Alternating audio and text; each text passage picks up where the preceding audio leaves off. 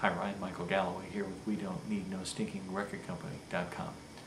And as I mentioned last night, I've had a number of people come up to me when I'm playing, asking me if they could do this, if they could play music and figure out a way to make it profitable or at least break even and have a good time doing it, in spite of any one of a long list of potential anomalies that they perceive about themselves. I'm shy. I'm not the smartest guy or gal, or I don't have the greatest voice, or I've got a damaged hand because I sawed a piece of my finger off in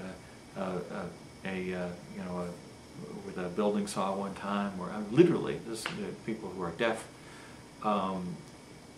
asking me about it, and I will relate about myself. I have got a very slight form of autism, and that form of autism is called Asperger's. Now, when I look at myself, I've always told myself I'm a little strange, but I'm not that strange, and maybe there's something weird, but it's not that big of a deal.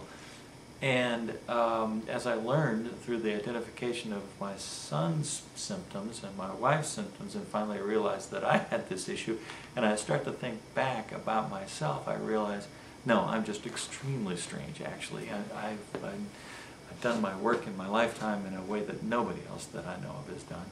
And I've done it that way for years and years and years. And it's a real anomaly even for people who have Asperger's, because frankly, when you meet one person who's Asperger's, you've met one person who has Asperger's. We all have different ways of dealing with our Asperger's. Some of us become very shy. Some of us find ways to overcompensate, etc. And I can get into that a little bit more. But the fact is, we can go down a very long list of people who have had anomalies. Frankie Valli, Four Seasons, deaf. How many people that are blind that play fantastically and sing fantastically, and it's not just Jose Feliciano, and it's not just Stevie Wonder, it's not just Ronnie Milsap, but a very, very, very long list. It's almost a cliche, the exceptional blind musician.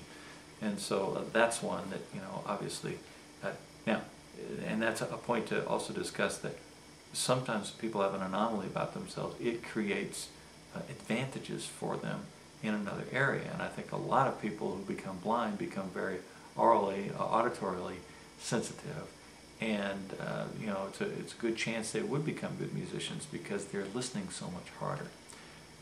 I believe in playing to your strengths and not focusing on the things that don't work.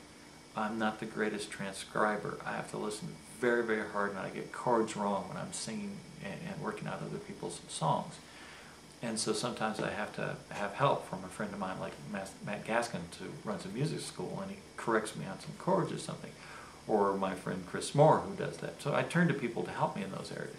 But I have the ability to learn and memorize very, very long songs with a heck of a lot of lyrics in them, like American Pie and Stairway to Heaven and Sweet Judy Blue Eyes, and all these really long epic songs. And that gives me the ability to perform them very well. I'm an exceptional guitar player, but only because I've learned so many jillions of patterns that I can repeat those patterns anytime I want them. That pattern recognition thing, actually, as somebody with a little bit of autism, is something that works in my favor, so I utilize it, and it works out great. Analyzing audiences, I see flows and patterns and things that are happening, and so that's something that helps me a great deal. The person with a damaged hand, there's a guy by the name of Reinhardt that pretty much revolutionized gypsy jazz guitar playing in France many, many years ago. His hand was damaged in a fire at a jazz club called Hot Club de France, I believe it was, and created a whole new way of playing guitar that was just unbelievable, even though he only had a couple fingers.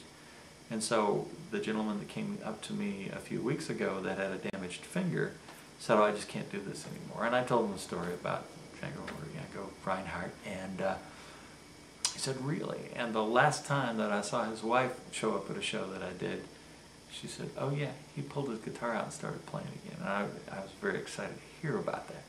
So focus on your strengths. Work around the things that are your anomalies and don't focus on those.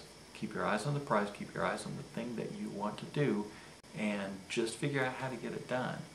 If you have enough passion, it's not a guarantee, but it definitely improves chances that you're going to get to where you want to get to, and you are going to get to perform, despite some little issues that you might have to work around.